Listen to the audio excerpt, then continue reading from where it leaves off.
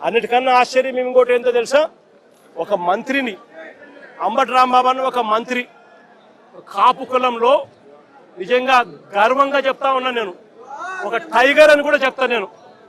గొప్పగా బ్రతికినాడు, గొప్పగా ఒక వాల్యూ ఉన్న వ్యక్తి, ఒక విలువలున్న వ్యక్తి అని కూడా నేను గట్టిగా చెప్తాను.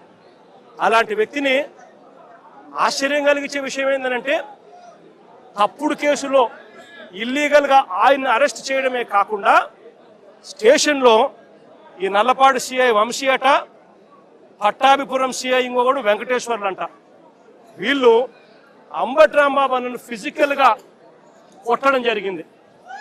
ఫిజికల్గా ఒక మంత్రిని కొట్టడం, అబ్యూస్ చేయడం. నిజంగా ఏం ప్రజాస్వామ్యంలో ఉన్నామా లేదా అని ఆలోచన చేయమని అడుగుతా ఉన్నా నేను. ఎల్లకాలం ఈ ప్రభుత్వం ఉండదు. దాదాపుగా 200 మంది సిఐలు, ఎస్ఐలు, డిఎస్పీలు ఇటువంటి వాళ్ళు విఆర్లో ఉన్నారు. మీ ప్రభుత్వంలో మీరు వీళ్ళందరినీ కూడా పక్కన పెట్టిన పరిస్థితిలో వాళ్ళంతా ఉన్నారు. కేవలం మీకు సంబంధించిన వాళ్ళను కొంతమందిని మాత్రమే సిఐలుగా వేసుకున్నారు, కొంతమందిని మాత్రమే మీకు సంబంధించిన వాళ్ళని డిఎస్పీలను వేసుకున్నారు, డిఐజీలను మీ వాళ్ళని వేసుకున్నారు. ఎస్పీలు గత్యంతరం లేక మీకు ఊడిగం కాస్తా ఉన్నారు. బీహార్లో ఏం జరుగుతా ఉందో నాకు తెలియదు, కానీ ఇక్కడ జంగల్ రాజ్యం, జంగల్ రాజును మీరు సృష్టించి నడిపిస్తా ఉన్నారు. కానీ నేను అందరికీ కూడా ఒకటే చెప్తా ఉన్నా, ఎల్లకాలం ఇదే మాదిరిగానే జరగదు.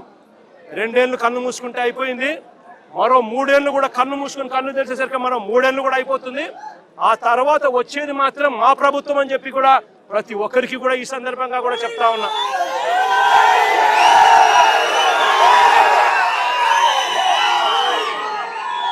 చంద్రబాబు నాయుడు గారికి చెప్తా ఉన్నాను, ఆయన కొడుకు చెప్తా ఉన్నాను, ఆయనకు కొమ్ము కాస్తా ఉన్నా ఆయన పార్టీ ఇతర పార్టీ నాయకులకు చెప్తా ఉన్నాను, ఆయనకు కొమ్ము కాస్తా ఉన్నా ఇలాంటి పోలీస్ అధికారులకు కూడా చెప్తా ఉన్నాను.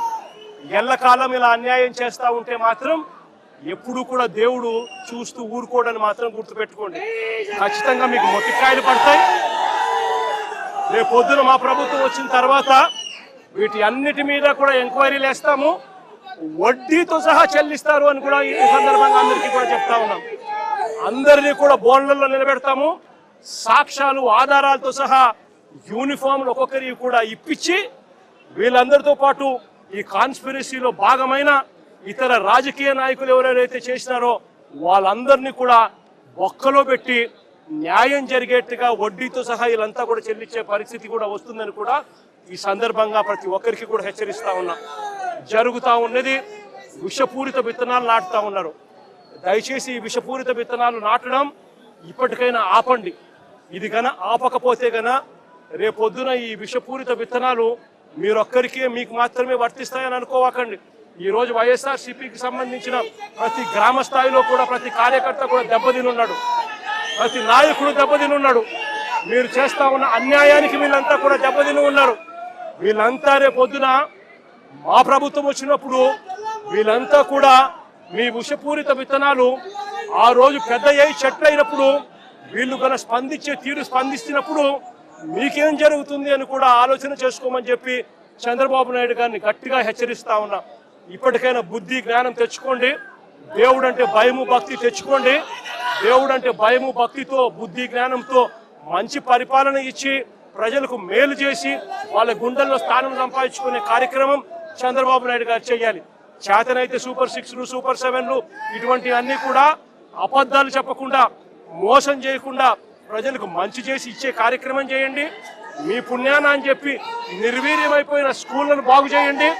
ఫీజు రీయింబర్స్మెంట్ బకాయిలు 8 క్వార్టర్లు పిల్లలకి ఇంతవరకు ఇలా పిల్లలు చదువులు మానేస్తా ఉన్నారు. వాళ్ళ పరిస్థితి గమనించి వాళ్ళ చదువులను ఆదుకునే కార్యక్రమం చేయండి. ఆరోగ్యశ్రీ హాస్పిటల్స్ మూసేస్తా ఉన్నారు. పేదవాడికి వైద్యం అందని పరిస్థితిలో పేదవాడు ఉన్నాడు. ఆ ఆరోగ్యశ్రీ నెట్వర్క్ హాస్పిటల్కి ఇవ్వాల్సిన బకాయిలు క్లియర్ చేసి ఆ నెట్వర్క్ హాస్పిటల్ నిలబెట్టి మళ్ళా పేదవాడికి ఉచితంగా వైద్యం అందించే కార్యక్రమం చేయండి. చేతనైతే ఆ 17 మెడికల్ కాలేజీలు మీ స్కాముల కోసం అమ్మకుండా ఆ 17 మెడికల్ కాలేజీలు పూర్తి చేసి పేదవాడికి, మధ్యతరగతి వాళ్లకు, ప్రజలకు మంచి చేసే కార్యక్రమం చేయండి. చేతనైతే రైతులకు గిట్టుబాటు ధరలు కల్పించే కార్యక్రమం చేయండి. చేతనైతే రైతులకు నువ్వు ఇస్తావన్న ఇప్పటికే అన్నదాత సుఖీభవ 40,000 ఇస్తారన్నావు, కేవలం 10,000 ఇచ్చావు, 30,000 ఎగరగొట్టావు. ఆ 30,000 ఇచ్చి రైతులకు గిట్టుబాటు ధరలు ఇచ్చే కార్యక్రమం కూడా ఖచ్చితంగా జరిగించే కార్యక్రమాలు కూడా వ్యవసాయాన్ని చక్కబెట్టి ఖచ్చితంగా జరిగించే కార్యక్రమం మీద ధ్యాస పెట్టండి. ఇవేవి కూడా ధ్యాస లేదు, మన్ను లేదు, పాడు లేదు. చేసేదంతా కూడా అవన్నీ కూడా ఎట్లాగూ నిర్వీర్యం కాబట్టి, ఈయన చేసేటివన్నీ కూడా అబద్ధాలు మోసాలే కాబట్టి చేసేదంతా ఇంకా ఏమిటి, ఎవరైనా ప్రశ్నిస్తే ప్రశ్నించిన వారి గొంతులు పట్టుకొని నలపడమే ఈయన చేసే పని. ఈయనకు వత్తాసు పలుకుతా ఉన్న కొంతమంది తొత్తులు లాంటి పోలీసులు, కొంతమంది తొత్తులు లాంటి అధికారులు ఈయనకు తోడుగా ఉండి నడిపిస్తా ఉన్న పని. ఇంకా అడుగులు వేగంగా కూడా పడతాయి. ఇలాంటివి కన్నా ఆగకపోతే మాత్రం చంద్రబాబు నాయుడు గారిని గట్టిగా వార్నింగ్ ఇస్తూ చెప్తా ఉన్నాము. ఇష్యూస్ పెద్ద అవుతాయి. ఢిల్లీ లెవెల్లో కూడా ఎన్హెచ్ఆర్సీకి కూడా రిపోర్ట్ కూడా కంప్లైంట్ కూడా ఇచ్చే కార్యక్రమం చేస్తూ ఉన్నాము. కోర్టుల తలుపులు తడతాము. సుప్రీంకోర్టులలో కూడా జరుగుతూ ఉన్న అన్యాయం గురించి కూడా చెప్పే కార్యక్రమం చేస్తాము. అన్ని రకాలుగా పోరాటాలు జరుగుతూనే ఉంటాయి. వైఎస్ఆర్సీపీకి సంబంధించిన ప్రతి కార్యకర్త చంద్రబాబు నాయుడు గారు ఈ మాదిరిగా చేస్తే భయపడతారు అని చంద్రబాబు నాయుడు అనుకుంటే చంద్రబాబు నాయుడు గారు మూర్ఖుడు అని చెప్తా ఉన్నాను. బంతి ఎంత బలంగా నేలకేసి కొడితే బంతి అంత బలంగా 4 ఇంతల వేగంతో పైకి లేస్తుంది అన్నట్టుగా వైఎస్ఆర్ కాంగ్రెస్ పార్టీ కార్యకర్తలు 4 ఇంతల వేగంతో ఇంకా రెచ్చిపోయి చంద్రబాబు నాయుడు గారి ప్రభుత్వాన్ని కూపటి వేలతో సహా పెకిలించి వేసే కార్యక్రమం కూడా జరుగుతుందని కూడా ఈ సందర్భంగా గట్టిగా చెప్తా ఉన్నాం.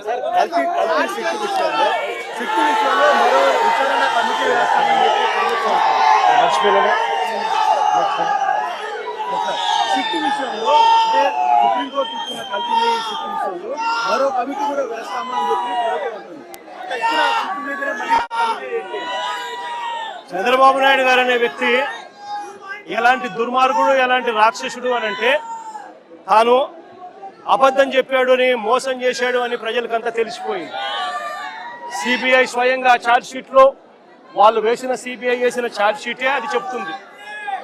ఎటువంటి ఛార్జ్ షీట్లో వీళ్ళు ఎవరి పేర్లు పెట్టకపోవడము, ఎవరిని అరెస్ట్ చేయకపోవడము, అదే మాదిరిగానే ఎన్డీడీబీ రిపోర్ట్లు, ఎన్డీఆర్ఐ రిపోర్ట్లు కూడా చంద్రబాబు నాయుడు గారు అనే వ్యక్తి చెప్పింది తప్పుడు ప్రచారము, తప్పులు అని చెప్పి కూడా ఏకంగా రిపోర్ట్లు కూడా వాళ్ళు ఇచ్చి ఆ రిపోర్ట్లు కూడా ఏకంగా సిబిఐ ఛార్జ్ షీట్లో కూడా పెట్టిన నేపథ్యంలో చంద్రబాబు నాయుడు గారు చేసిన తప్పులు రాష్ట్ర ప్రజలందరికీ కూడా తెలిసిపోయిన నేపథ్యంలో చంద్రబాబు నాయుడు గారు గోబెల్స్ ప్రచారంలో భాగంగా అబద్ధాలకు పదును పెడుతూ ఏకంగా ఇప్పుడు ఆయన ఇంకొక కమిటీ వేస్తారట. రాష్ట్ర ప్రభుత్వం ఇంకొక కమిటీ వేసి సిబిఐ చెప్పింది తప్పు, ఎన్డీడీబీ రిపోర్ట్ ఇచ్చింది తప్పు, ఎన్డీఆర్ఐ ఇచ్చింది తప్పు, కానీ చంద్రబాబు నాయుడు వేసే ఆయన కమిటీ రిపోర్టు మాత్రం అదే మాదిరిగా చెప్పాలి అని చెప్తూ ఆయనకు కావలసిన విధంగా ఇంకొక రిపోర్ట్ వేసుకొని రాష్ట్ర ప్రజల మీద దాన్ని కూడా రుద్దే ప్రయత్నం కూడా చేస్తూ ఉన్నాడనంటే, ఇంతకన్నా దిగజారిపోయిన రాజకీయ నాయకుడు ప్రపంచ చరిత్రలో ఎత్తినా కూడా ఎక్కడా కూడా కనిపించడు అని ఈ సందర్భంగా చెప్తాను.